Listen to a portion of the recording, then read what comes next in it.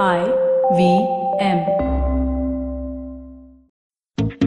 When we talk about people who work in the creative field, we talk about people who pursue their passions, right? And this term is used, and it's used loosely many times. It's used in various forms and factors. But what we kind of forget is the fact that when you talk about pursuing your passions, the word is passions and it's not passion. It's because as creative people or people who, and everybody is creative in their own way, we have multiple things that we really enjoy and which we consume. And in some cases, we don't necessarily want to turn them into a career. We just want to be fans of it. In some cases, we want to turn it into a career, and in some cases, we find a crossover, which is almost to be professional fans.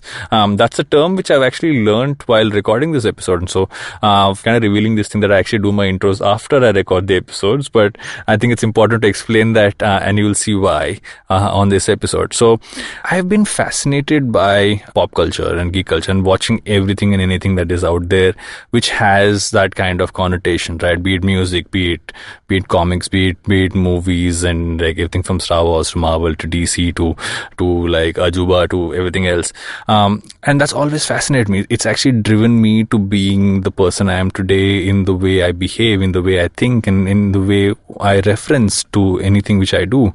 And there's so much content you can actually create around content, and I always wonder about where we're going to go with that. And over time, I've actually seen many people build entire careers by actually doing that, by actually building content around content. And one such collective is Geek Fruit, and you can follow all the stuff which they talk about on the Geek Fruit podcast, and across all the meetups and the events and the pieces of content they put out. And Tejas, one of the Geek Fruit boys, is someone I've known for a very, very long time. So I thought it kind of be interesting to kind of get him on the show, discuss his journey, and the fact that how he's kind of focused on his multiple passions, but also about how he's kind of built out with Dinkar and Jishnu, how he's kind of built out Geek Fruit and where he kind of sees it going and why pop culture is so important to all of us. I'm Varun Duggirala, co-founder and corner-chief at The Glitch, and we'll be right back with Tejas Menon. Hey everybody, welcome to another amazing, awesome week on the IVM Podcast Network. If you aren't following on social media, please do. We're IVM Podcast on all the major platforms, that's Twitter, Facebook, and Instagram. We'd like to thank our sponsors this week, HDFC Life, for coming on board, and we'd like to thank the extended association we have with Storytel. If you work for a brand that you think would benefit from advertising on IVM, why haven't you reached out to us yet? Please do. So I wanted to announce 2 new shows we got releasing this week. The first is Yuddha, the Indian Military History Podcast, and the second is Beyond Cliché. Yuddha is a podcast hosted by Anirudh Kanisetti, host of Echoes of India, and Aditya Ramnathan, who hosts All Things Policy. They explore the darker, blood-splattered side of India, beyond Bollywood and school textbooks. This is military history of the subcontinent the way it was meant to be told. Stay tuned for the first episode, releasing this Wednesday on the 12th. You will not be disappointed. On our second new show this week, Beyond Cliché, Almas Virani, speaker, author, and coach, starts conversations around bending gender norms and stereotypes as she interviews guests who have challenged these roles through their distinctive journey. First episode for this comes out on Thursday, the 13th of February. Again, really fun show. I think you'll like it. On Advertising is Dead, Varun is joined by musician and host of Geek Fruit Podcast, Tejas Menon. They talk about working together in the past, what Tejas' journey has been like as a musician, and compare their nerd cred. On Mr. and Mrs. Binge Watch, Janice and Anirudh talk about the Netflix show Messiah. On Storytellers and Storysellers, Vineet is joined by the founder of India Film Project, Ritam Bhatnagar, and friend of the network, Roshan Abbas. They discuss Spoken Fest, IFP, and other alternate entertainment experiences. On the Empowering series, Zarina talks to Abbas Momin, stand-up comedian and podcast producer, about his journey at IVM. On Football Shitball, Sivran, Karthik and Gaurav talk about a crazy week in football, and they also announce what the winner of the Football Shitball Fantasy Premier League will win at the end of the season. On Pulyabazi, host Pranay and Saurabh are joined by Apurva Kumar. They discuss randomized control trials and their contribution to the field of economics and poverty alleviation. On the Edges and Sledges Cricket Podcast, Ashwin is joined by DJ and Varun to talk about India's 5-0 T20 destruction of New Zealand. And lastly, we'd like to wish Abbas the best of luck in the future. As you can tell, he's on a number of episodes this week, so you are definitely going to hear him. I'm sure he'll be back, and we wish him all the best in all his future endeavors. Wow, that sounds like we are writing a recommendation, but no, we really are going to miss him, and we wish him all the best. And with that, let's get you back to your show. Welcome back to Advertising is Dead. We're with Tejas. Tejas, are we doing this? Varun, what's up? Oh my God. I have no right to be on this show. Why do you have no right to be on this show? I don't know, man. Have you seen the roster of people that have been on this? I've checked out a lot of the music episodes. I think the one with Chaitanya, the Divine one, was great. Man, like plenty of insight.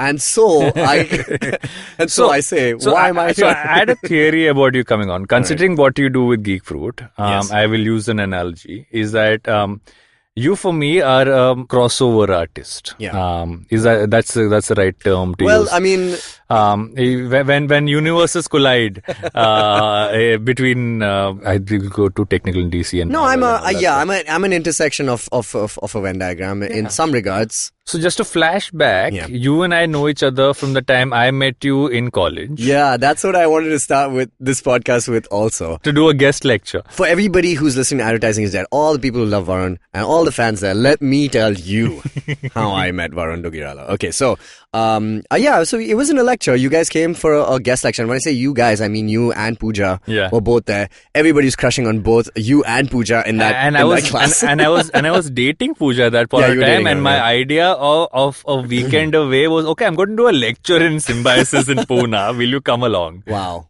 Well, you know what? I will say something, and I have told you this before, but that lecture did change a lot of things for me. Particularly because I didn't grow up in India, and I grew up, I was in Dubai for 18 years, and growing up in Dubai as like a, so to speak, like first generation kid there. My father moved there in 1977, and the country was made in 1973. So it was just like, what is this idea that like, oh, there's a new country, let's just go there and work. And then I was born in 89, so I was growing up at the time that Dubai also itself was kind of recognizing that, oh, we are a tourist nation. Yeah. So it doesn't know what it's doing. It's a weird kind of British-inspired kind of architecture, but also this, the heritage of the United Arab Emirates. Yeah. So it was a weird time to grow up there. And because of that, I have a variety of influences from India. Obviously, still today, I've probably heard more Bollywood music than I've heard English music. Yeah. And similarly, I've watched more English movies than I've watched anything else. So that's how I kind of grew up watching cartoons, etc. And so when I came to India, it was always weird because people would be like, hey man, why do you have that accent? Why do you have that accent? I'm just like, yo, everyone has an accent. All words are made up. But you actually don't have an accent. Yeah, so I have you have a neutral accent. It's a neutral accent, right? Whatever that means.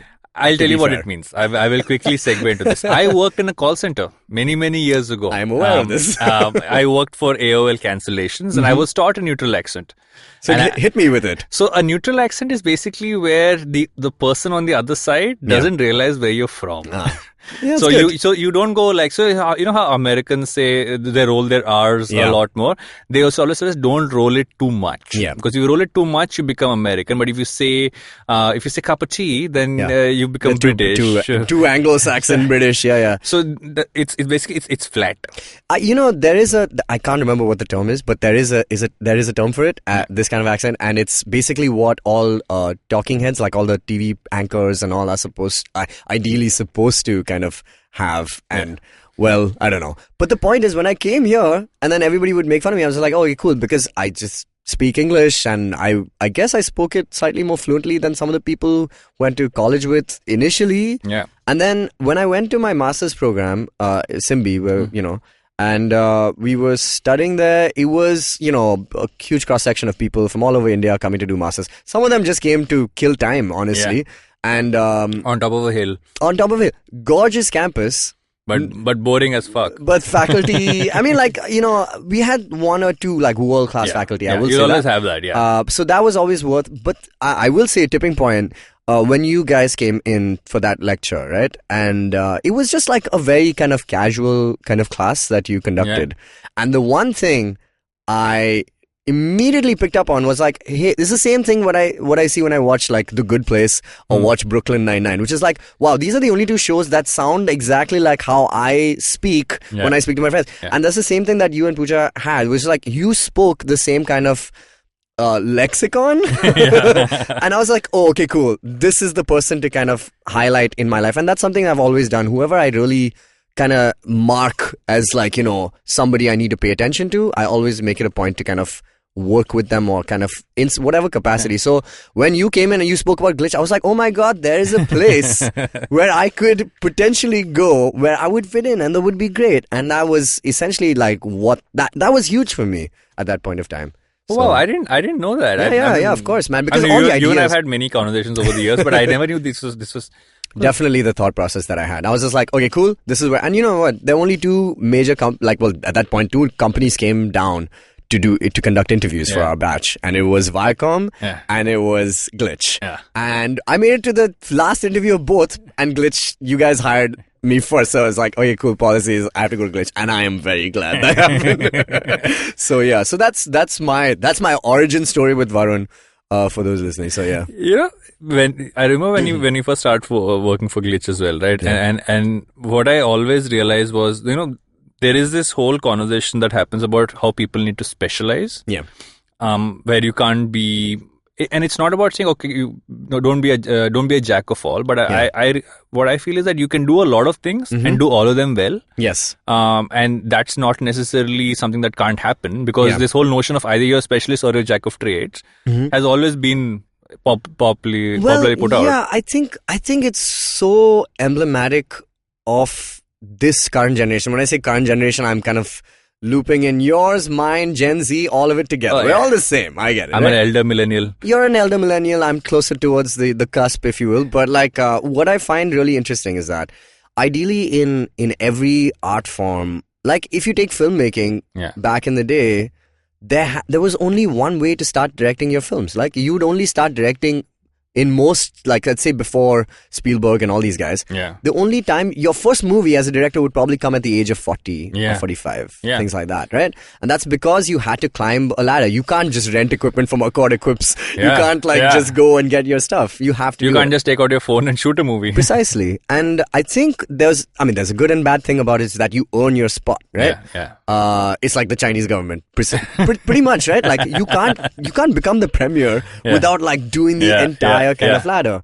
And now that's changed so much that I think because we're allowed to do anything, we want to do anything. It's like we can't, and it's a double-edged sword, you know? Yeah. And I remember that when you came in, that you didn't want to just direct. You wanted to direct, you wanted to produce, you wanted to do the music for it. I wrote, I remember there were projects where you would direct it, you would also do the song for it. Yeah. And then you would edit it yourself and then you put it out. And I think the whole Flipkart campaign, all of it was just like written, directed, and composed. And you know what's so funny, Varun? That time was like, I was like, hey, I need to compose stuff. I need to buy an audio interface. And you were like, okay, cool. What is it? How much does it cost? I was like, this is how much it costs. It's like, cool. Tell the finance department, get it sanctioned, let's do it. And I was like, cool. Simpler times. Simpler times, right? So I got it. And I installed it and I started using it to create all the, the stuff that at that time we used to even go take the guitar and the song and go pitch it, with that whole thing. And I'm sure that made a huge difference. Presentations with the guitar, I remember those. It was great, man. Dude, I still don't know anybody who does that. So it's like cool that, we got to do that together. But, at that time, and, it was this whole thing about using the equipment and I was like, teething, and I'd also done radio for 3 years, so it was like I was definitely in my comfort zone. But the funniest is when I finally left Glitch. Yeah, and I remember that chat, and that was another. And weirdly enough, I was talking to somebody else about it today. Yeah. And I remember that chat was, and that's a chat that happens a lot, right? I mean, people want to do something or kind of feel stuck. Okay, I remember your thing was, okay, I'm doing this. I also want to do music. Yeah, man. I don't know if music's going to pay the bills and I'm going to be able to scale it. Yeah. How do I do this? And at some point, I remember you and I sat down and I was like, just go do it. Yeah. If it doesn't work out, come back.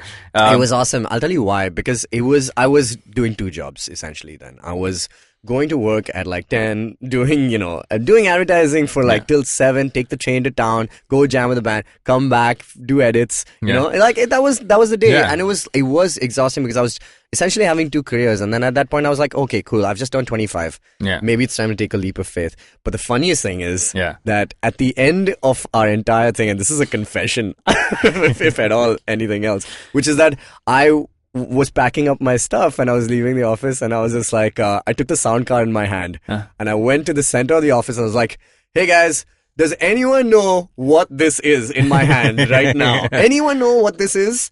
It's on my desk. Does anyone know what it is?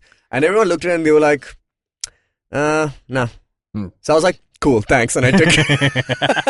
I just bounced with it and I still have it. And what are you saying? Yeah, I still have that's how I did a lot of my first few demos and stuff, man. So thank you, Glitch. Thank you. Sorry. I mean, no, but you know why and why I wanted this story on the podcast, right? Is that, and because it's learnings for two sides. It's learning for people who are working in an organization, turning around and saying, okay, I really want to, because this whole thing about pursuing other interests. Yes. It's not an other interest. You're pursuing interests, right? Absolutely. And the fact is that you shouldn't be constrained from pursuing something because your day job, if you want to call it that, yes. pulls you back from it. And so people should be free to be able to do that. And Yes. find a way to take that call without it being the pressure of saying, I can't leave my job. Agreed. And on the other side, for people who run organizations, turn around saying, guys, if someone's not able to pursue their interests, they're never going to be able to be 100% at what they're doing. That's so true. I never actually asked how it must have been for you, like to watch like a lot of guys and girls kind of figure out, okay, cool, this is working for me, this is not working for me, and like how do you essentially adjust their lives so that they are allowed to pursue like a thing. And so me and Rohit have had this theory from the beginning, right? Because we knew how we were when we started working. Precisely, yeah. And our point was, and Pooja kind of took that on. Everybody else kind of took that on in their own way. But for both of us, especially when we started off, the whole funda was simple. It was the fact that if someone really wants to do something, they'll do it anyway, right? Yeah. You can't hold them back from doing it. And if you hold them back from doing it, what they're doing for you, they won't be able to do effectively. Yeah. You'd rather let them get... So in some cases, even when I feel someone's making the wrong decision, there are a few people who I knew were making the wrong decision. So I'd hold them back and say, are you sure you're ready for it yet? Have you thought it out? Do you have something you can do for the next couple of months? Yeah. And if they didn't have the answer, I'd say, hold on for a month. And after a month, if you have a plan, then do it, is my advice, right? Absolutely. And you just need to be that person. And if you're that person, like we've had people who come back to Glitch, right? Who quit and come back. And they came back because we were those kind of people. We did turn around and say, okay, this is good for you. Yeah. So try it out. What's the worst thing that'll happen? You'll come back. Yeah, and that's totally fine. I always felt like, for me, I knew, whenever people ask, I always say, I kind of became a musician by accident. Like this was never really my plan. And that's kind of a reflection of how my own interest has changed because the industry has changed. Let me put it this way. Yeah. When I was in school, I mean, when I kind of wanted to when I started figuring out what I wanted to do, and I was freelancing in school as well. I was editing videos, things like that. And I knew, okay, cool, this media space is probably somewhere I want to be. And my original thing was like, I'm going to be a filmmaker. Yeah. And that's where I'm going to, that's my goal, that I'm going to be a filmmaker. And then when I went to college, I was like, I want to be a writer, actually. I think that's really where my interests lie. And then by the time I got to my master's, it was like, okay, cool, we're all going to get into advertising. This is so much fun. And now there's like, even advertising is kind of like dead in that sense, but it's moved, it's changed into like, it's content, it's streaming services, it's Spotify and Savan and it's Netflix, etc. And you're just like, oh my god, I didn't even know that this is essentially where we're gonna end up. And I find that fascinating, but I think it's also a reflection, apart from our generation, but also the fact that perhaps I was right, or like all the people who are leading interest-based lifestyles right now, like our parents, right? I mean, I say this quite often, it's like most parents are like, you've heard that thing where they go like, I work till you'll work till you're 50 and then you'll enjoy and all that stuff. Yeah. Work hard. I want to enjoy all the time. Yeah, no, it's not even that. It's like you can make both of those things align. I have this story I remember from when I remember I'd gone back to Simbi, I think the year after me and Rohit had passed out, right? And so we were still early alumni, if you want to call it that. The cool kids. So there were people who had like passed out like 5-6 years before us. Who was, we would have this at that point of time. It's gotten better. We would have these weird meetups where, the guys who passed out 5, 7, 8 years ago would sit on the desks, like on the chairs. Oh, right. And because we just like 1 year ago, we technically still not like this thing. So we'd have to sit on a bench, right? And we're like sitting around. And those guys, I remember, were talking to the students, and they were like, if you want to work in films, then make sure there's someone who will sponsor your money. 5 saal ke liye vada pav khaoge. And I'm like, I can see those kids like have this face of like, fuck, have I made a wrong decision in life, right? and that whole thing got over, and then me and Rohit literally, like, we came out, and a couple of them came up to us and we were like, no, it's fine. You'll make enough money to survive. You can have more than 2 vada pavs in a day. No, yeah, and we said our line was always, and we actually became the line when we started Glitch, as well as the fact we will always have enough money for bed, bread, and beer, and that's what you can get. I mean, unless you really go like I had a friend who went out and just started shooting documentaries, right? And that's a tough call at that point of time. It's all tough, and I certainly believe that, and you know how it is. Like, I'm sure every person who has passed through Glitch or any agency of similar nature will say, "Oh man, it was so tough. The hours are long. The thing is this: you have to wait till edits, you have to wait till the client." And I think about that, and I, in that point of time, you feel like, "Oh man, like, but why? It's so hard and all this stuff."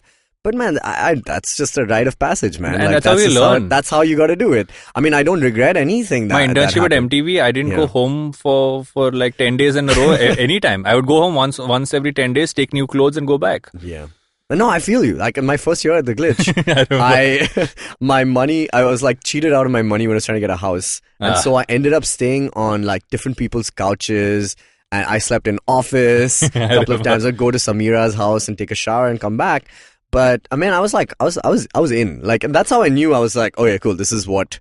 And then obviously the trial by fire that is given to all new employees, which is this, which was at this time a show called Nano Driver. You go and shoot 21 episodes in 21 days and edit it and shoot on the road. We were 18 cities in 21, and we survived a fire. There's so many things that happened. 21 days, 3-member crew and a driver per crew, which is basically 2 people who could shoot and edit, 1 production person and a driver. Yeah. Shoot in the morning, edit at night, upload it overnight on the road in the morning. And in theory. And in that point of time, unheard of. In theory, we never uploaded on time. I mean, we did it first 3-4 days maybe. But man, that was you know what? I still think about that, Varun, and I think about that as like one of the most challenging things I've ever done in my life. And the fact that I did it, and like all of us did, whoever was in that group, we were just like, yo, okay, now everything seems like even very now plausible. When I chat with Eka, who at that point in time was heading digital for MTV, and I don't chat with him often enough. I know you're listening, Eka, so I'm just saying this. But I say that what we did then was something that was unprecedented, right? Everybody said it wasn't possible that you could do it. Yeah. And we didn't. They were not too wrong. It was very hard. Yeah. But and honestly, I always felt like that show was a show for the producers. Like if we should have a second crew filming us do it, like that would have been more entertaining. Also. No, it was just like it was such a insane like task, but like somehow everybody just like it's a call to arms, man. Like you do it and you reach it. Like 21 days, 18 cities later, it's like crazy. Also, pro tip for people: data. When you think about how data works. You'll have better internet in the hills in some in the outskirts of the country than you will have in Goa or in Andheri East in Bombay. Goa for sure. Andheri East, that's for damn sure. But so when you got out, and the idea was to pursue music, you also pursued a bunch of other things, right? There was the record label, yes, which is still around and still active, and then Geek Fruit happened. Yeah. So I think what happened to me was that the moment I quit, I mean, I've told this story before, but like the first thing I did was like I felt like an obligation. I had to call my parents and I told them, hey, they were like, oh, you quit? Okay, cool. Are you still going to find a new job? I was like, yeah, I'm probably going to apply to a couple of places, and Viacom, all these places. I'll apply and see what happens. But then I sat at home because I felt like, oh, I need a break. And I watched like 4 seasons of The Walking Dead. And the moment that was done, and I was making music all the while, I was just like, you know what? I'm 25. Maybe I should just give this a shot for now. It wasn't like an unplanned thing. I had some money saved. I had, the album was out. So there was a bunch of reasons for why it felt right. Now, when I look back, I was like, whoa, I may have not been prepared for that. Yeah. But, it's fine the way it happened. And and because a huge chunk of my time was suddenly freed up, I didn't say, oh, I'm just going to do anything. I actually sat down and I said, hey, I have this amount of time every day. Yeah. What are the things that I've always wanted to kind of pursue? And let me see if I can zone in on one of those and hone those skills. And so one of the things I really wanted to do actively was write. So, I've always felt this, when you grow up, and it's happening to your daughter, right? Yeah. It's like before you ever create content, you're a consumer of content. Like True. That's just the way it is. And my entire childhood was spent like, I had a fairly tumultuous childhood, with my parents, kind of always bickering. They're separated now. But so most of my time was spent kind of trying to dive into different worlds and keep my mind occupied in a way that would not make me think about this or make me help me focus in different ways. So I used to read a lot. I used to, watch a lot of science fiction, watch a ton of cartoons, lots of movies. So that has really been the thing that has informed most of my music. Like a lot of people ask me, hey man, what's the inspiration for your songs? I was like, lots of movies, man. I'm inspired by a lot of movies. I don't listen to that much music. I listen to more podcasts and listen to music. But yeah, so my thing was like, hey, I want to do something in film. This is something that I've always been passionate about. And I want to see if I can write about pop culture because it's something that I care about. Yeah. And how we were all made fun of in school. I was like talking about kyber crystals and how is a Jedi, like people ask me, why is his Jedi's lightsabers like, it's, green color, why is this blue? And I was like, listen, let me sit you down, right? So all those things happen. And then when I figured out that, okay, what are the biggest IPs in the world right now? It's Game of Thrones, it's Avengers, and the signal to me was that Star Wars was coming back. Yeah. And I was like, Star Wars is coming back after I don't know how many years. It's it's now a 42-year franchise. Yeah. And like the original one, if you want to see it that way. And so I was thinking that, hey, there's a huge untapped space here for me, and I want to write. I wasn't thinking about it in terms of a business or anything like that. Yeah. I was just thinking of like, how can I get involved? So I was like, okay, cool, this is what I want to do. And so I started searching for magazines and for like publications to write for, like IGN or Machinima and stuff. And I really just couldn't find anything because most of their content was syndicated. And I was like, why is that? What is the voice of the brown person who has grown up on syndicated cartoons and translated, with Dexter's Lab and this and this? Where is that voice? And so I was like, if it doesn't exist, it must be created. So I kind of singled out a couple of people who I, thought would be the ones, like Jishnu and Dinkar, who obviously do the podcast with me and, have been my cohorts in this journey for a while now. And how I knew is like Dinkar and I have led parallel lives. We both grew up in Dubai together, etc. But Jishnu, I met him while he was on a date and I was on a date or something like that. And like we both decided to join tables. And then I didn't know him very well, but like we just kind of ended up talking. And then he said something about like a TIE fighter. Just a throwaway comment. Yeah. And I was like, who the is this guy? And I was just like, who mentions a TIE fighter? Yeah, who does that randomly? I do that. Yeah.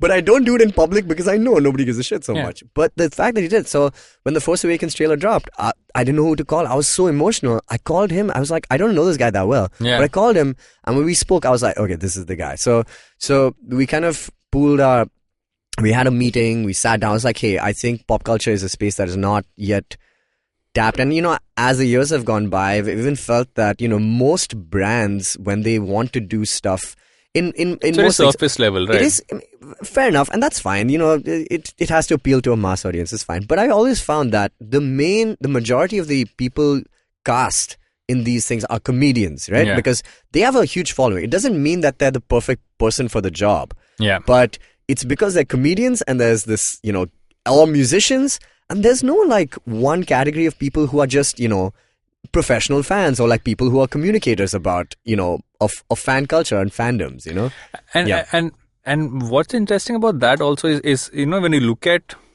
geek culture, right? So if I talk about Star Wars, like people assume I've always been this huge Star Wars fan. Yeah. I actually don't remember seeing the old movies, right? The first Star Wars movie I remember seeing, if I go back earliest, was actually Phantom Menace, probably. Yeah. Phantom Menace, that's our Star Wars, dog. And I saw Phantom Menace, and I saw Clone Wars, and then I saw Revenge of the Sith, and I'm like, then this is getting like interesting, and so I went back to the old ones, and then I saw the whole deal with the originals, right? Yeah. I think Jar Jar Binks is made too much of, and that's a whole different. It's sad. It's fine. I'll tell you, anybody who's grown up watching those movies as their first Star Wars movies are always sympathetic to it, right? Yeah. Like the prequels are our films. That's why we always feel like, why are people shitting on this? Yeah. But Star Wars, the Star Wars fan. Nobody hates Star Wars as much as a Star Wars fan. Yeah. Like, that's what they say. The reactions to the last 2 movies show it. Exactly. My thing is that, you know, and when I was growing up, my brother, all he had to do to blow my mind, my brother is really a huge influence in my life in this regard. He's a big nerd himself. All he had to do was tell me, you know, point to the screen when the Phantom Menace trailer dropped. And I was a kid. Yeah. 1999, the movie dropped. 98 was when the trailer came out. He pointed to the screen and he pointed at Ewan McGregor and he said, you know that guy? That's that old guy in the first. And my brain, in its nascent stage, was destroyed in such a way that I never went back after that, man. You know, I was like, prequels. He invented this idea that you can tell a story in multiple ways. You can tell it in forwards, backwards. You can layer it, transmedia storytelling. True. You know, so many ways to tell a simple story, and science fiction is so, you know, and space opera technically in this case, so addictive. Anyway, so it kind of informed me for the rest of my life. Like most of my life, I don't remember and you a time. learn so much from it. Right? Exactly. I hate people who turn around and this say... is turned into a Star Wars rant. Let's do it. I hate people who turn around, and not just for Star Wars, and in general, who say that, why are you consuming all these things? Like, so, and so for me, I mean, it was also a broader thing, right? Yeah. So I'm a very bizarre Bollywood fan. Like, I enjoy movies. A lot of people feel that I don't listen. I'd say the classics, right? What people consider the classics, like in film school, if you showed me Sajid Ray, I could not. I slept. Fair enough. Right?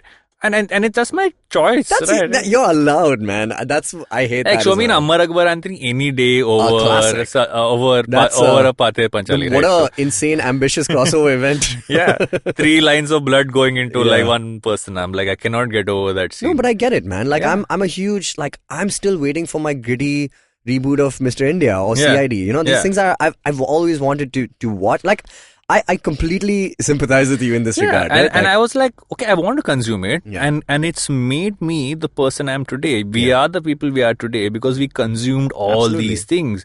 The references we make, the kind of stuff we say, just in the people we are. The fabric of like how we behave, man, like in so many ways. I completely agree with you. And I was telling someone the other day, the fact that we are, and especially if you're and I think it's general, but I think especially if you work in the creative space, your creative tendencies have been guided by all these really random things people have said you watched your entire life. How can they not be? I mean, like, how could you not be influenced by, like, people don't understand, like, the effect of George Lucas on cinema. Like, people say, oh, he's such a... But the man invented digital cinema. He invented effects, THX, Skywalker sound, ILM, you know, Industrial Light and Magic. So many things that he's contributed, but obviously we can't even get into that. My point is that when I finally, like, you know, when I thought about this, I was just like, man, there has to be the voice of that. And also the fact that I would go to Comic-Con, you know, every year, and 80% of it is merchandise. But the indigenous stuff, like the Indian comic book artists, were not as much in the limelight. They're doing a much better job right now. But my hope was to kind of envision a time where we could create our own and we could showcase that. So whenever we've had the chance to kind of speak to Harshvardhan Kapoor, like for example for Bhavesh Joshi, things like that, we've always like jumped on those opportunities because we are waiting, you know, for our movie, our time. You know, who doesn't want that? So that's kind of essentially where Geek Fruit was born out of. That, you know, didn't exist previously. We were like, and I was doing a podcast in Simbi, which was called Simcast, and at the time, it was like, what's a podcast? Why is that a thing? And now when I think about podcasts right now, like Geek Fruit is 308 episodes in, okay? I was like, if that's not like slightly ahead of the game, I don't know what is, you know? Like, it's not like we foretold that, podcasting is going to become a huge thing, but I know the effect of audio. I think if I can say one thing is my strength, is that I've always kind of felt this way about audio, about radio drama. I used to listen to so much BBC stuff. That the effect of radio on people, or like just the audio medium, is so understated, you know, like, and the fact that this is uninterrupted mostly, you know, no like local Chitle Vandu ad coming in the middle. That's the difference of radio and podcasting. But podcasting, man, where can you listen to a conversation and feel like you're part of it even though you're not? It's unheard of until I'd say in the last decade and change. So yeah, that's essentially what Geek Fruit started off as, and here we are. So I'm going to go into that a little bit more, but I know we've fast overdue for a break, so we're going to do that, and we'll be right back to that. Speaking of Chidle Vandu, let's go. We're right back with Advertising is Dead. We would like to thank HDFC Life Insurance for supporting this show. HDFC Life Insurance has created an online video series called Behind the Journey with some of the most interesting people from the creative and entertainment industry. It explores the stories that are behind the glitz and the glamour of the spotlight and screaming fans. Let's listen to a snippet from the episode featuring music producer Ritviz. Financial planning is extremely important, especially for like a person like me who like to splurge a lot. But I think once you have a goal set in your mind, I think back of your head you also know that, okay, cool, I need to stop at a certain point and I need to like plan this out, because if you really truly care about what you want to do in 5 years, in 10 years, you will save and you will make sure that that dream becomes a reality. As you just heard, setting goals is crucial for your finances as well as your career. You can watch all episodes of Behind the Journey on HDFC Life Insurance YouTube channel, which is youtube.com/HDFC Life. Take control of your personal goals with HDFC Life Insurance's financial solutions. Plan now with HDFC Life Insurance. Terms and conditions apply. HDFC Life Insurance Company Limited, IRDAI, registration number 101. Welcome back to Advertising is Dead. So, Geek Fruit for me has always been interesting, right? And it's been interesting because when you guys started off, and I remember you and I had an early chat saying, what do you guys plan to do with this? Because my tendency is always to understand what is the business. No, yeah, of course. Which is unfortunately a default mode in my mind. No, and it's completely warranted. I mean, if you're going to spend a significant amount of your time in it, it has to be sustainable in some form or fashion. Yeah. I have my own reasons for keeping it this long, but yeah. Yeah, but what's been interesting, especially off late, and I've noticed that, is that, you guys have scaled it into interesting spaces, right? From meetups to readings to... You were in Ahmedabad. I didn't even know there was an Ahmedabad Comic-Con. It was the first one, man, which is a good sign, right? You were in Ahmedabad for a Comic-Con. If someone had told you this 10 years ago, nobody would have believed you. You're so right. You're so right. I'm with you and there. No disrespect to anybody in Ahmedabad. No, but just generally, to have by the way, 2011 is when Comic-Con started in India. Exactly. Right. So it's been like close to 10 years. Next year, in fact, and I remember when they started, why? Because the guy who started Comic-Con in India used to produce shows for Channel V, Day to Date. There was a show called Channel V Day to Date, and he was to do that. And while he was doing that, he mentioned to me and Rohit when we were working Channel V that he's doing something and he's going to try and bring Comic-Con to India. Yeah. And that's when it happened. So I remember the origin story of Comic-Con That's sick, in India. Man. And so that guy was doing TV shows. So there you go, man. It all starts in Channel V. Most of the stuff in India has started Channel V. Before its time is what Channel V and MTV are all about. I'm no longer MTV. MTV, it's a different world now. It's a different world. I mean, we even crossed. I mean, we even had a phase where there was an MTV Indies channel. That has also kind of had its time. It's over. So I have a point of view on that. Yeah. I think MTV Indies as a channel would have worked if it had a strong enough MTVIndies.com. Yeah, if it had a social presence. Or a digital, if the digital was equal in its size and strength as television was. I think it's a matter of I think timing. Maybe they were maybe 5 years late, I want to say. Yeah. Or maybe 5 years too early for doing something different with that brand idea. Because they could have just become YouTube Music. Exactly. Yeah. Man, YouTube is untouchable, man. Yeah. They have more than a decade. Have you been on TikTok? I ventured into it. It was like a child going into it's the most entertaining. The thing is, I get scared when I go on TikTok. That's exactly my point. Because I see what people are creating and I'm like, how are they making these things? Amazing. How are they doing it? It's amazing. It's a different beast altogether. Yeah. But I will say this though, I remember, man, we made that whole first wave of content that came out on MTV Indies was shot by me and Krish. Yeah, I remember. Which is the funniest thing ever, man. So we were in the heart of it, I want to say. But even at that point, even though the content felt right and intriguing to us, man, if it was made for an Insta world or I mean, there's so many things you can think about. But it's a good time now for, I don't like to call it. Would you still call it geek culture? Or you'll still call it geek culture? Geek culture? Yeah, I think so. Pop culture. Pop culture. Essentially, it's a better term. Yeah. It's a more inclusive. More inclusive. Yeah. I still think it's a better time now than it ever has been. Of course. Because I think everyone's kind of realized, and I think Disney has a large part to play in that, right? They have a large part, period.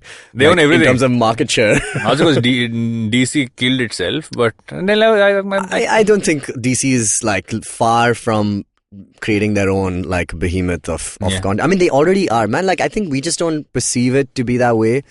But their CW, I don't know if you're watching this, the CW verse is doing some insane stuff. It's not made for us, so we don't watch it on that scale. But they have a huge following, man. So I used to watch Arrow for the longest time till it became a soap opera, and then I stopped watching it. And then I watched Flash a little bit. I saw, too. We just had this conversation on our podcast because they're doing the crossover. I haven't seen Supergirl. Yeah, Supergirl I saw the first season. It's good. Yeah.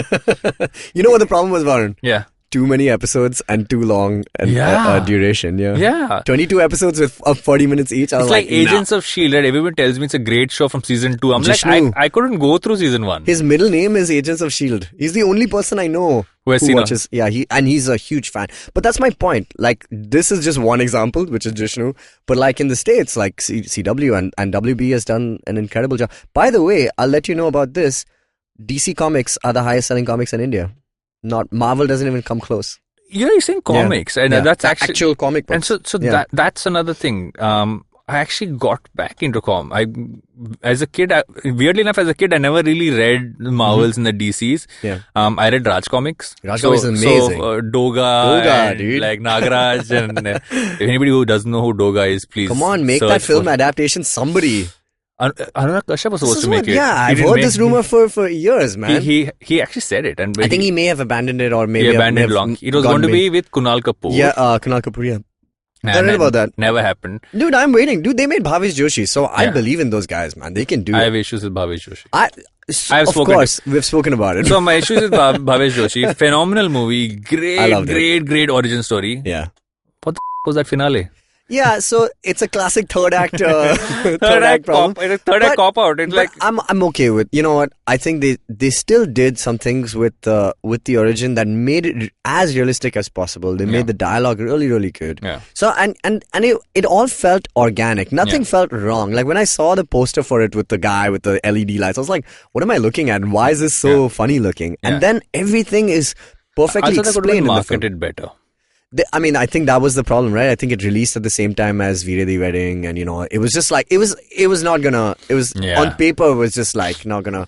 But you know what? I hope it receives a cult kind of status. I would actually look at it and say that why can't someone just make it into a series, right? Exactly. That's actually the right way to go. When we spoke to Harshvardhan about it, we were just like, man, this feels like it belongs on like Netflix as a as a 6-part kind of thing. Do it well. Holy crap, it would be amazing. And I would watch the shit out of it. Yeah. Dude, Geek Fruit is looking for this, right? Like, this is what we do. We've spoken and met pretty much like a lot of the comic book creators in India. Whenever they come to Comic-Con, we make sure we interview some of them or we read their comics. And so that encouragement or that, just that spotlight is not there right now on pop culture in India. I mean, we have a Bahubali, but for every Bahubali, there are like a million ones which are unheard of. You have a Saho. Exactly. My point is like, it has to be a good story and it has to kind of click with us. That's what we're looking for. So like, I don't like Krish. Well, there's a surprise. Yeah. And I don't like it, even though I didn't mind the first two. Koi Mil Gaya. Koi Mil Gaya. Yeah, the first and I forgot the second one's name. The second one is called Krish. Correct. Sorry. And then there's Krish 3. That's the joke, right? Yeah. There's no Krish 2. Yeah.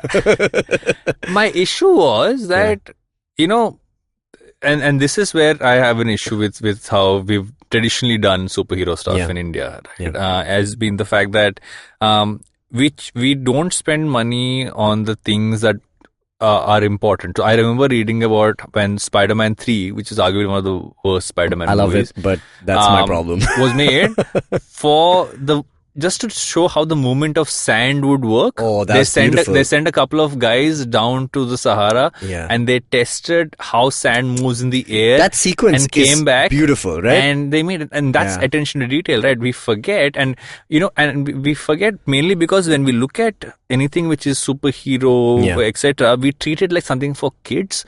So it's not as important then to get attention to detail. Krish space.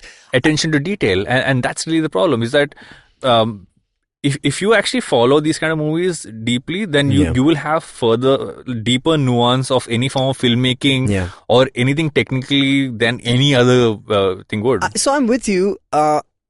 Yes, of course, the VFX and sometimes the storytelling. That leaves a lot to be desired. But my impression of it now as an adult, yes, of course, I always wanted superheroes in India, but superheroes by definition, even like, are a very Western concept, right? Yeah, Like we have mythology. We have mythology. I'm saying it's so. If we have to make it work, it has to be organically written into the script. There has to be a reason for a vigilante to exist. And that's why I like Bhavesh Joshi, because they attempted that and successfully to some degree. I think that's where we kind of like caught up, where we're like, oh, we need a superhero, so let's just create a superhero. But it doesn't need to exist here, like in its exact format that that's it why does you in the realize West. mythology is coming back, right? I think a lot of filmmakers have realized that's something they can do better in India than actually trying to come up with a superhero, because we also have so much source material. Of course, man. Like, dude, I don't know if you've read this. There's a adaptation of Ramayana which came out as a graphic novel a while ago. Yeah, I read the futuristic one. Yeah, dude, it is some of the best like writing in that, like to adapt mythology to science fiction. Like, they make Ayodhya this place that is power, like there's a central power core, Yeah, I remember and there's reading like a shield around it. It's like dope, like stuff that we would really enjoy, and automatically feel connected to because it's our culture. Yeah. So and for me it's perfect, right? Like, because I love, like, I mean, we all love both stuff, so it's fine. But yeah, I think because when we try to do Space Age, we suddenly have Harman Baweja jump out and say, "What? The party's over." Love story something 20, 50, whatever that was. Yeah. That's my point, man. Like, so we need to do that, or we just need to get like our stuff together. It doesn't have to be science fiction. It can just be like good like action. Like, if you watch Mission Impossible, the series, it's just been getting better and better because that attention to detail. Have you seen War? The Hrithik movie, which and Tiger. No, I heard about it. Yeah. So the War for me, is Hrithik doing his Mission Impossible, and it's not badly done. Okay. It's actually you can't stop man lusting over him because he's too hot. And then just watch it, and it's and it's not half bad. It's got all the twists and spins that you expect in Mission Impossible. Okay, fair enough. And it's an entire franchise. So I think there's some people who are learning. I'm thinking it's a matter of time. I mean, we're still watching good stuff. There is like even Sacred Games, whatever it is, it's coming together, man. Like it's taking its time, but I think all it comes down to is that how are you going to make this, like, how, if you want to do science fiction or fantasy in India, how are you going to make it plausible enough for it to feel like authentic? It has to feel authentic. So I think your point of where CGI or VFX or just that attention to detail comes into, and then from a story point of view, conceptually, does this work? Don't copy it. When someone says, "Where is our Game of Thrones?" Why there's already a Game of Thrones? Don't write You're right. I mean, so I recently, one of my favorite movies right now is 1917. I don't know if you've seen it. I haven't seen it but I've seen it twice now because it's so good. So there's a thing about the movie that it's like made to look like it's like a Birdman, like singular shot and stuff. And the question is, does it need to do that? And conceptually, yes. The answer is yes. That's why it works. It's because it's part of the story. Yeah. And that's why it informs the entire look of the film. It's Kida. Why do people make good cinema? It's like, why does Christopher Nolan not want to use CGI, right? And practical effects. He wants to throw things off planes, which you have no business throwing things off planes. Exactly. For, right? And if you can capture that on film, I mean, and in the highest resolution possible, whether it's an IMAX 70mm kind of like camera, that's the ticket, man. Like, that's what you want to do. That's what they're doing in Fallout, in Mission Impossible. That's why Tom Cruise is like addicted almost to that kind of stuff. And that's why when I go back to one of the earliest things we spoke about while we started this conversation, you spoke about the fact that there was a rite of passage for people to make cinema. Yeah. Now anybody can pick it up, but I feel that. Do you think that's helping? If you have the right Kida, for me the Kida is the right word. So true. If you have the Kida, you can do anything with the phone. But even Soderbergh has filmed movies with his phone. But you shouldn't be lazy. I think when we look at and I spoke about this a couple of episodes ago when Sucharita was on, and I said mass cinema is amazing when it's not lazy. You know what it is, man? I've always felt this, that the insulting the audience's intelligence. Yeah. Like, people say that the excuse for making mass mainstream movies which are senseless and stuff, not to say that doesn't have a place, I'm sure it does. But they say, oh, this has to be kind of brainless, or this leave your brain at home, because it's for masses. I'm like, I think that's bullshit, dude. Like, first of all, I'm saying you show people, don't insult their intelligence, give them a big mainstream film which makes sense on paper, visually, attention detail, they will eat it up. And have a good story. So, have Real a good story. Steel versus Transformers for me is... So, sorry, which side are you on? I'm Real- on Real Steel. Real Steel, yeah, of course. Of course, Real Steel is better. Yeah. Better story. It's got layers. And yeah, exactly. It's got layers. By the way, little factoid. Yeah. The last fight scene with Atom Ah. in the end of Real Steel is the exact carbon copy of Rocky versus Apollo Creed in the first Rocky. What are you like saying? shot for shot. Yeah. They took that. Wow. Yeah. That's Geek Fruit for you. This is my life, Varun. This is my life. Just like IMDb trivia. So why do you not do Hindi? So interesting. Weird segue, but no, it's not. It's not too interesting weird. segue. You know, even before this episode, I was talking to you about this, that, most, including my parents, have always been like, oh, but if you just did it in Hindi, you would appeal to a lot of people. And I've dwelled on it a lot. Obviously, my first go-to reason is that Hindi is not my strongest language. I speak it now, but English has always been like... English, maybe. English, fair enough. I mean, so my thing is my core competency has always been in English. I write in English. That's your natural instinct is to speak in English. Of course, it's and think in English. what language do you dream in? All those questions have been put It's become forward. Hindi for me for whatever reason. I'm South Indian. I'm like... Exactly. Anyway, I'm South Indian. So this is first off, right? But my other thing is that all the content, let's put it that way, whether it's music, people keep looking at, for example, Shankar Ehsaan Loy, when Dil Chahta came out, and that soundtrack suddenly felt so fresh, and it felt so different from everything that came in the 90s. And we're like, why is that the case? And there's a simple answer. It's because they used Western composition. They used chord sequences. They used progressions. They used like a traditional songwriting structure, which is from the West, which is verse, pre-chorus, chorus, verse, pre-chorus, chorus, bridge, chorus. Like, for example, that's a traditional songwriter thing, something that I still kind of adhere to now and then. Similarly, in movies, suddenly there was a change in the way movies were made here in Bollywood. And suddenly, like, a Bachna Hai Hasino was like kind of modern, or something. Like, these movies suddenly like looking and feeling like movies that we watch. My thing is that I'm just doing the same thing that you guys are trying to adapt into Hindi and obviously make it like hip hop, right? Has become so big in India. I mean, it's all come from black culture. It's come from like the States. So all I'm doing really is just adhering to the original format. I do it best in English. And here's the other thing, man, Varun, like I do music and I've been doing music for about 10 years now. Man, I don't think there is a difference in the person who's consuming it. Of course, there would be an easier bridge.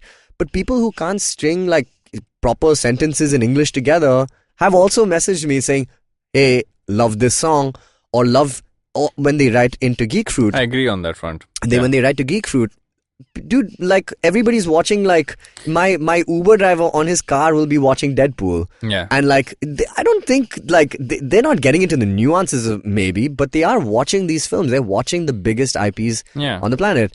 And that's exactly what I'm doing. I'm just like conversing in English about it. That's the difference. And I feel like that space isn't there yet. And I have always felt like, man, you got to create stuff that you would consume, right? Have you seen that also from the people you speak to when you do meetups? Because you guys have been doing a lot more of those lately. At Comic-Con just this weekend, we found somebody he came up to us. He was just like, man, I have been listening to you from episode 0. What are you saying? I was just like, you have wasted so much time. But man, but that's my point. And it's not like he was like super fluent in English and just going. But this thing is that he's listening to somebody who's not like, and we never consider ourselves to be experts, Varun. It's like, we're not saying we know what's right and you are wrong, etc. No, we are professional fans. That's how we look at ourselves. We don't look at ourselves as experts. We don't want to have like a toxic kind of conversation about it. Actually, a nice way to look at it. Yeah, we try to be very inclusive about it because that's just the best thing about, and that's the difference in my life between music and Geek Fruit, for example. Music has always been a very personal experience for me. Like when people say, hey man, why don't you collaborate? Why don't you do this? I'm like, dude, that's not what I'm in this game for. I'm here to execute a vision which I have, and that's a very personal thing to me. But the opposite happens when I get into movies. That I'm the one who books 10 tickets to IMAX and gets people, come on Janam, come on Mali, come, let's do this, let's go watch Endgame together. And that for me is the communal experience that I'm looking for. Or like going for the premiere of Star Wars. Dude, how fun was that? At least for us, man. The like four you of and us I were sitting next to each other and we looked at each other when the movie got over and said, It's like, we need to digest this, we will talk tomorrow. We have to. Because it was just like, and dude, that is the power of like, of an experience like that. And that's the one I want to share personally with people. And that's what the podcast is about. That's what playing Comic-Con is about. And when we go to Comic-Con, what are we doing? We're playing songs from like, we're playing Teenage Mutant Ninja Turtles or Powerpuff Girls or whatever it is. Yeah. But dude, the response from people is just like, I watched these as a kid, you know, like, and I want to talk to you about it. And that's it. We're trying to be congenial while doing it. We're trying to be as, you know, open and chill. And we love to meet people. And we've been doing this for 5 years now, man. Like it's 300 plus episodes. Plus, you know, we've managed to kind of work that into like, you know, deals with like Book My Show and things like that. So I know for a fact that what we're doing is niche. But I think, and you'll agree with me. I don't think it's niche. When I say niche, I mean like, you know, for now, it's like a boutique agency, you know, where we kind of... It's like podcasts were niche too. They were. Yeah. I mean, see, I don't know, man. Perhaps the podcast bubble itself will burst at some point, right? Like it's kind of, there's so much money in it right now. Yeah. If you just look at how much money is being invested. Dude, the first time I saw the word podcast on a billboard in like Lokhandwala, next to where I live, I was just like, things have changed. Like this is it now. We've moved into something else. Also because if you the term that you used, and I think that's actually like the most interesting one of all, is the professional fan. Professional fan, yeah. That's what we've all been fans. Yeah. And at some point we've all turned around and said, okay, I just enjoy consuming something. Like I love music, right? Yeah. I consume so much music. I listen to all genres, all artists, everything. Yeah. I don't want to create music. I don't know how to. Yeah. I don't think I ever wanted to learn, right? Yeah.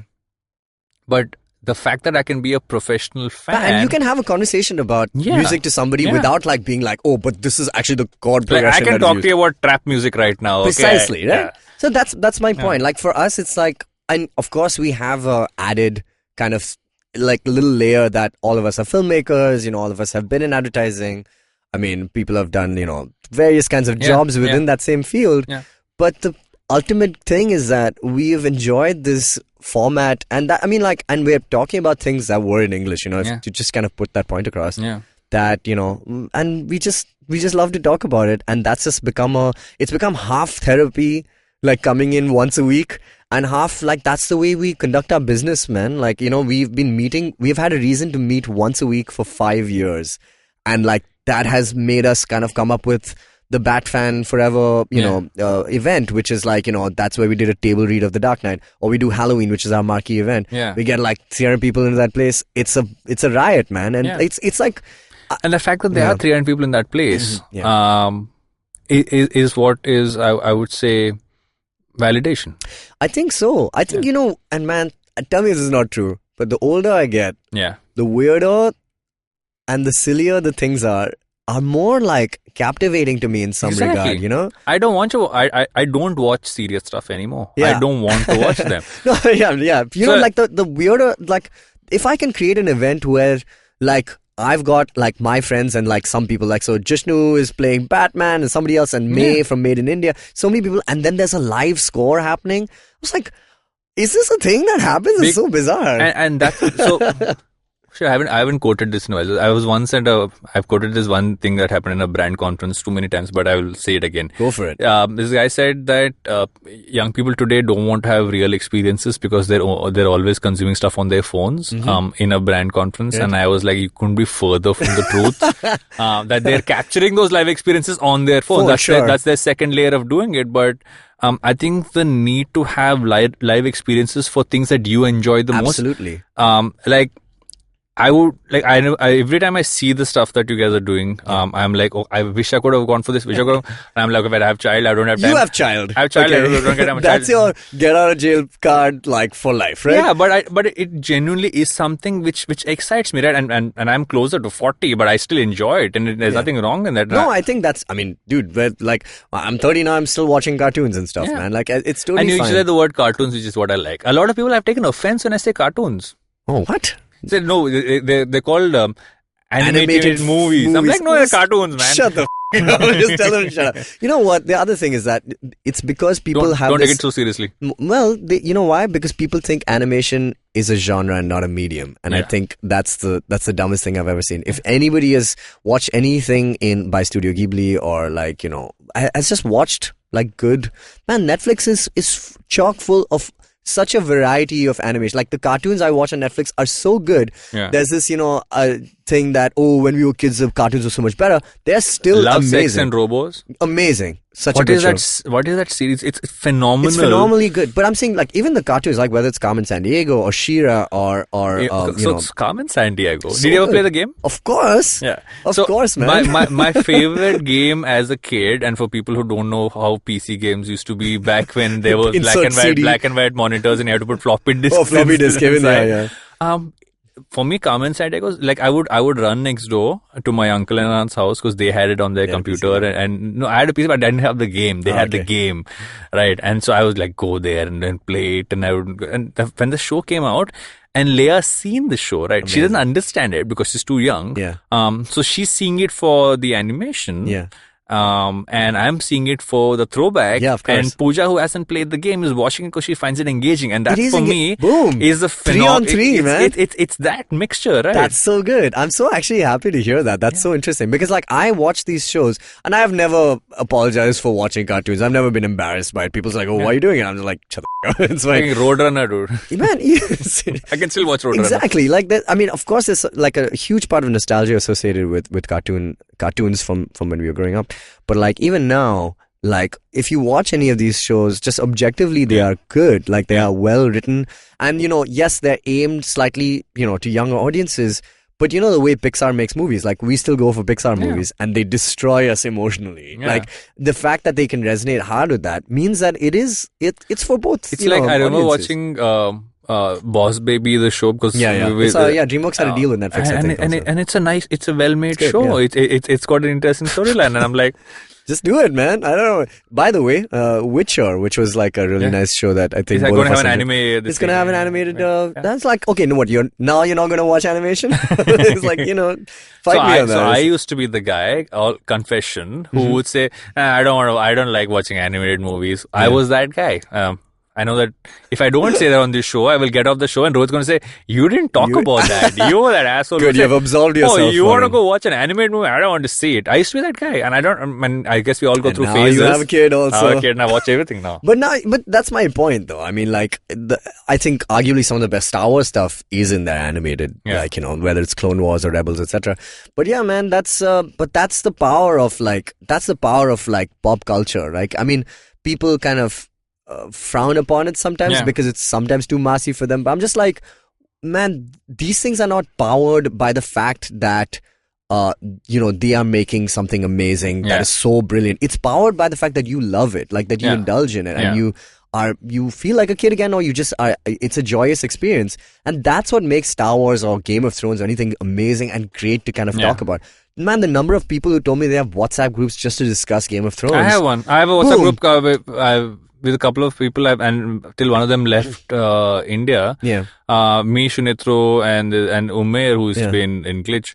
And we would just call the fanboy squad. We would literally discuss. The only rule was we all work in the same office, but we will not discuss anything to do about work. We will only talk. Got it. If it's on it has to be a fanboy thing. It cannot be anything else. And till eventually Umair left, and there was only two of us. It wasn't really a group; it was a chat. it was just a one-on-one chat. Yeah, and so and what's also important is that I think slowly but surely, content about content is a wide thing, and it's no longer let's do an interview and get it off with, or just like not ask those basic questions. But people want to go deeper, and people want to understand the nuances a lot more. Absolutely. And it'll only get wider and wider. I think because people, and this, just to add a point to this, in the States there's a guy called Chris Hardwick who started Nerdist, and then obviously he's left, but he did these shows called The Talking Dead, which is basically a show. It's a post-episode discussion show, which would happen right as the episode gets over. Yeah. It's aired.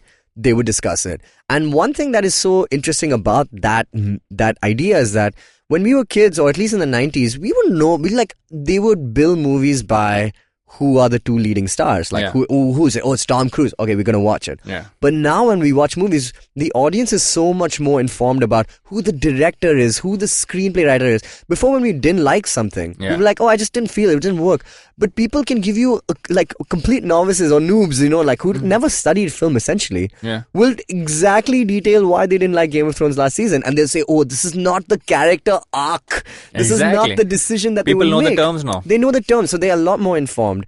That's why I think people indulge in discussion. I mean, same thing that what we do, and we're just kind of putting that under a framework. At least at Geek Fruit, that's what we try and do. It's like, hey, why did we not like this? Why is it not working? What does that mean in terms of trends of superheroes? Why is Martin Scorsese saying that superhero films will, because he makes really long movies which I could not finish.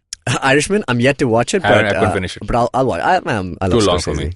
I mean, I'm just saying, but the point is that Scorsese would has his own fan culture. Like, he has his own culture. It's just the same as as superhero culture. It's just a thing, man.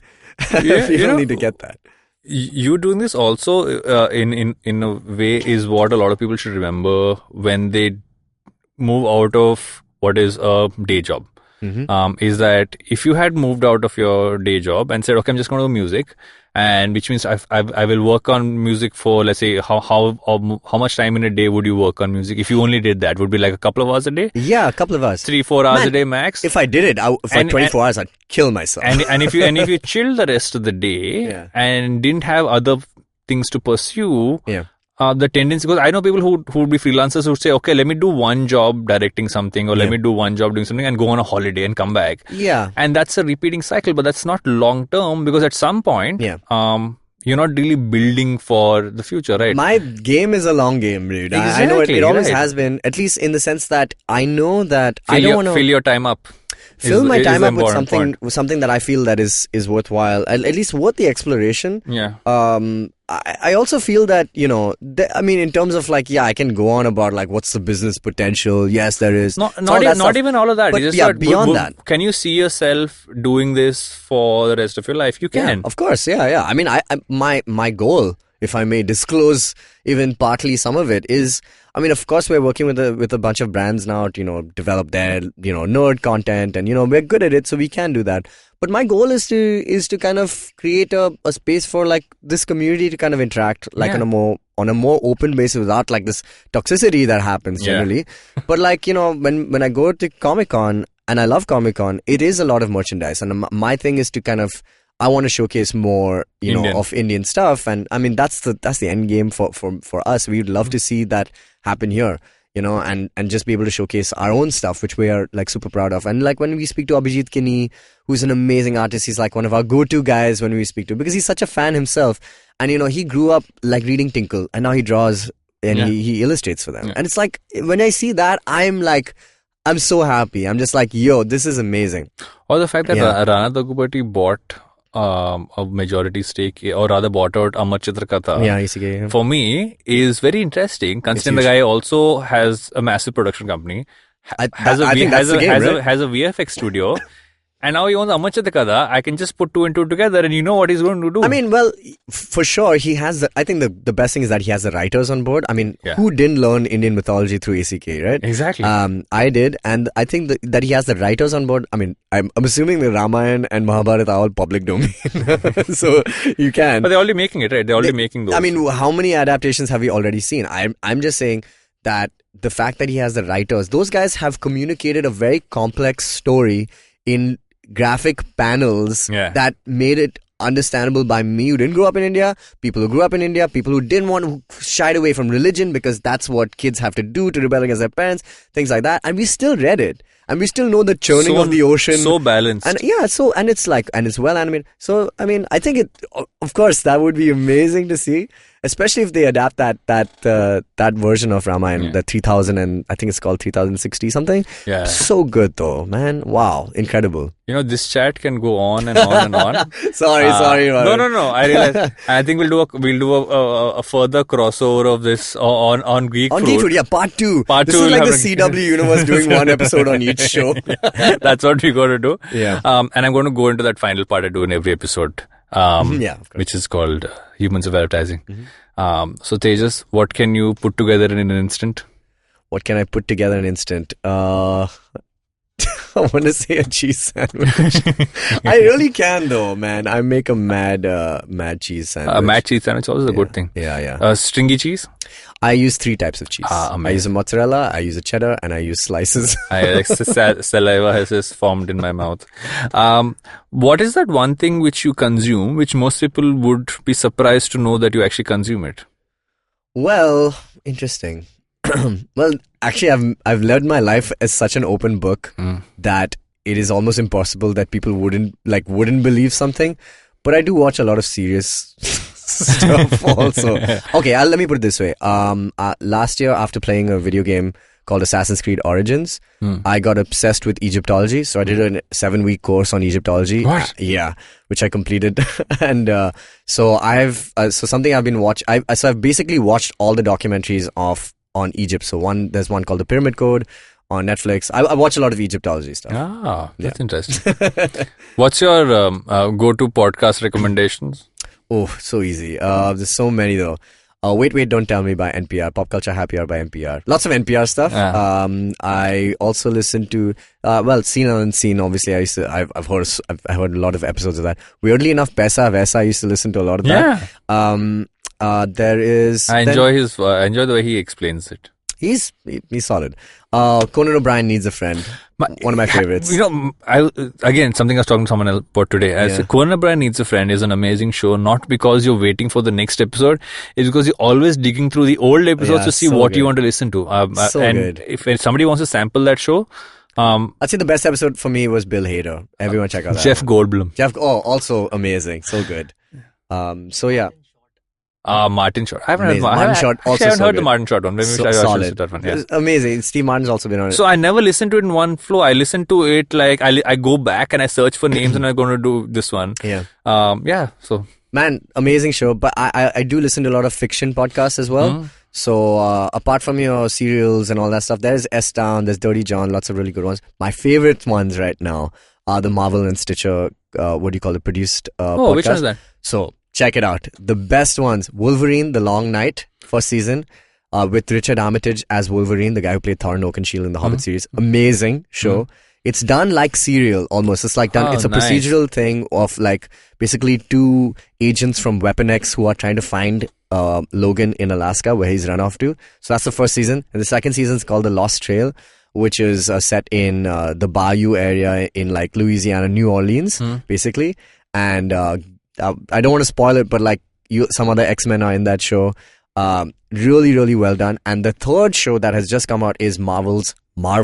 It's literally based on the Kurt Busiek graphic novel from the 90s. It's about Ben Urich and Phil Sheldon, the photographer, the reporter and photographer, after the aftermath of the battle between Fantastic Four and Galactus. So they're basically reviewing the entire thing as these journalists. And Method Man plays Ben Urich. So please, that is amazing. You got to check these out, especially since Marvel is now building this podcast universe.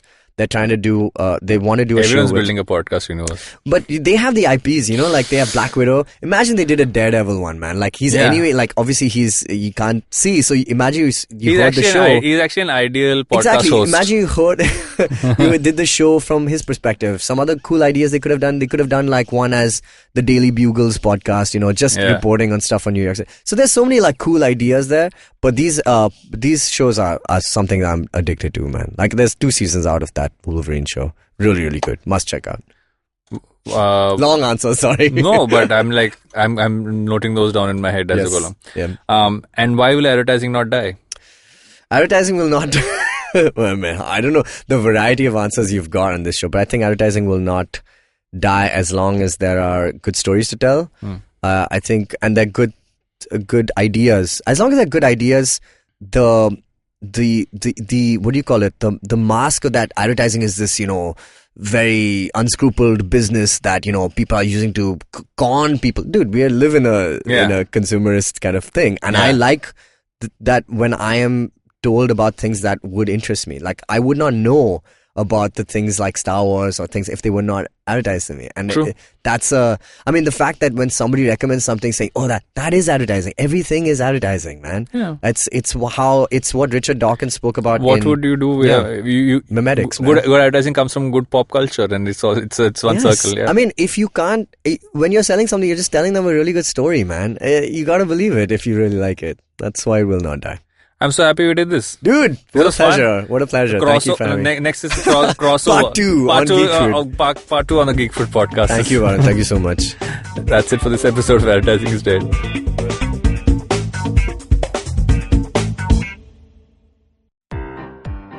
This is the amazing story of something awesome. Once, Chuck decided to start a podcast. And so he did. The end. Okay, that was a crappy story.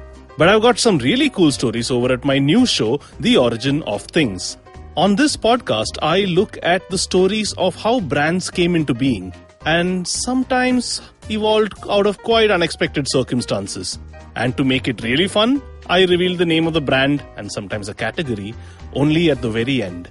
The show is 5 to 7 minutes per episode and perfect for trivia junkies and brand nerds, especially those with short attention spans. New episodes out every Wednesday on IVM Podcast app or website or any podcast app or site that you happen to prefer. End of story, they lived happily ever after.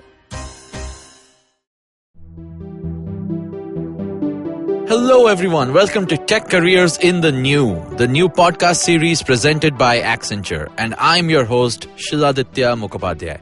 In this podcast series, we'll get you the latest and greatest in the world of technology that's shaping the future of business as we know it. We're talking intelligent platforms, cloud, AI, blockchain, extended reality, and a whole lot more. Every fortnight on Wednesdays, we'll have for you a hot topic with expert speakers from Accenture talking about top trends in the space, how these are changing the world and creating growth across industries. And more importantly, we'll tell you how you can learn more, build your skills and expertise to grow and stay relevant in your career. Episodes out on the IVM Podcast app or wherever you get your podcast from.